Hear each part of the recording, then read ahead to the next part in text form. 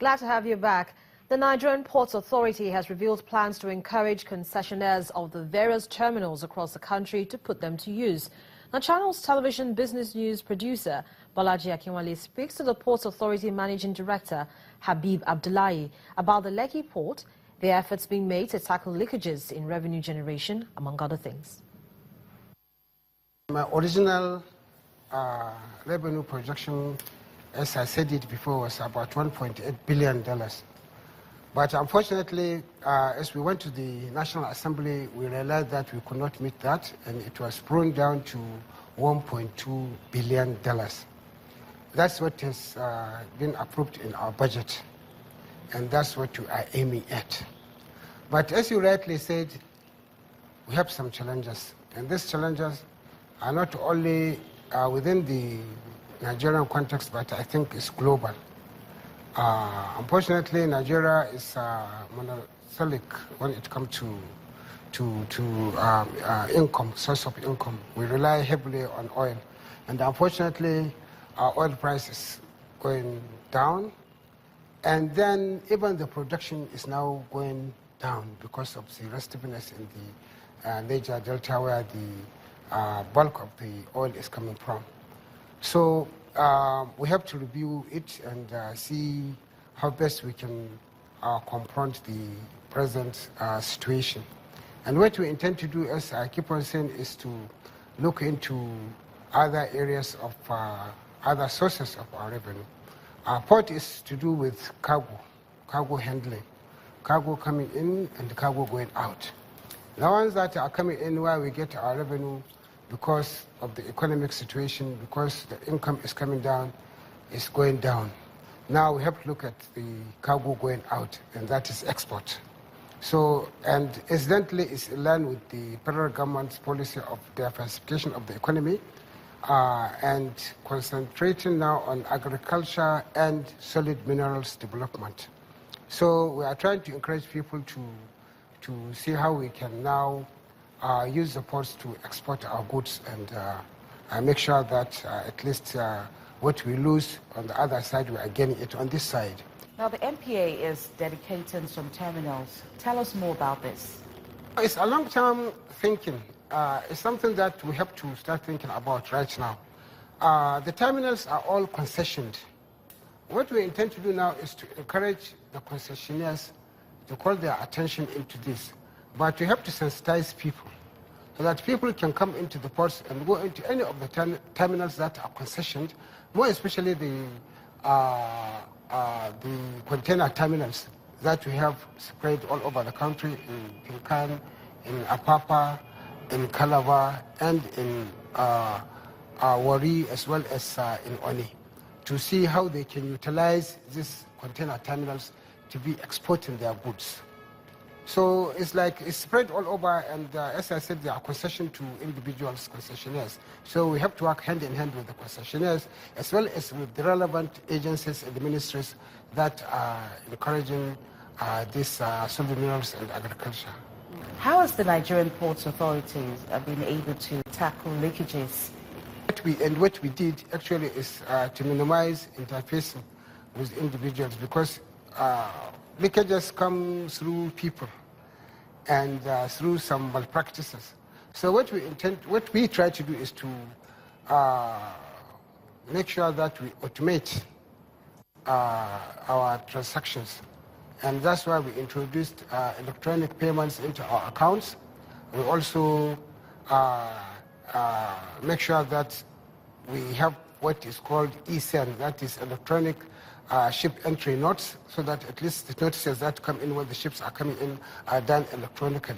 We also try to make sure that all our payments, all our procurements are done electronically, and that's what we call the invoicing management system, so that all our activities, all our transactions are done electronically, so that at least people will be paying directly into our accounts, and which will go straight into these treasury single accounts in the central bank.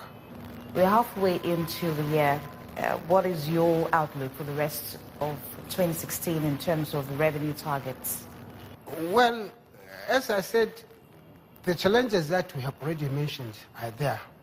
The price of oil is coming a bit, it's now hovering about $50 per barrel. But unfortunately, as I said, the production is because of the restiveness, because there are some disruptions in the production of the oil. So that really is affecting our income. But as I said, with diversification, we are trying our best to see that we refocus our attention and make sure that all other sources of revenue are being explored and all leakages are being attended to, so that at least we try to see what we can do to make sure that we get more revenue for the organization. It's really hard, actually. It's really, really hard, but we are trying our best. You were appointed managing director 4 years ago and sacked towards the end of the administration of former President Goodluck Jonathan. You were also recalled by President Buhari. What would you say has been your achievement within your time in office? The achievement is not mine alone, but I think it's the general management. Myself, the executive directors, as well as the general managers of the company. And I will say that not only them, but generally all of us. What we have achieved, as I said, is to make sure that we concentrate on revenue generation. And we try to, that's why we come up with this automation, so that at least all over the world, instead of things being done manually, instead of people meeting people and having some leakages, we make sure that all things are done electronically. And I think by doing that, we have noticed tremendous increase in our revenue.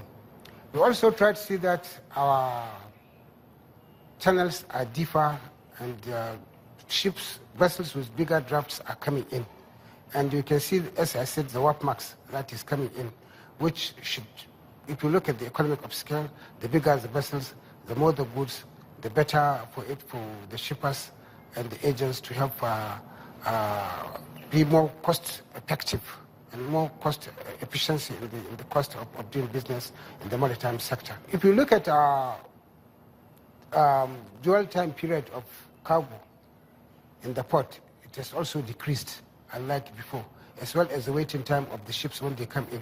It has also decreased, unlike before. At least the average of it used to be about 7, 8, 9 days. Now it's about 4 days for ships to come in. And even the cargo dwelling time at the ports has decreased, even though there are certain factors that sometimes may mitigate against that, because we have other agencies that also work in the port. But generally speaking, it has been a success. And I think we have made our own contribution and built on what we found on the ground. Well, of course, in the days to come, that's one sector, of course, we'll keep our eye on, the maritime sector.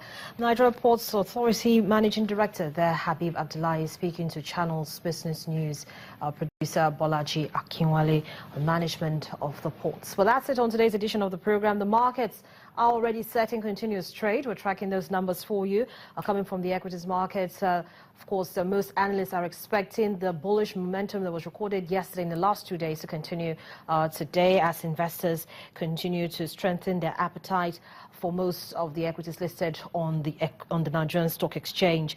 Yesterday, we noticed that apart from the benchmark all share index, which was up 2.27%, all other indices also recorded positive momentum at the end of trade. But that's it on today's edition of Business Morning. Many thanks for spending time with us.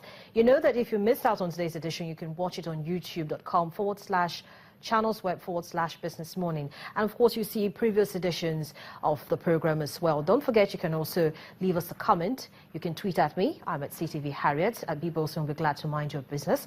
At CTV Bolaji_A.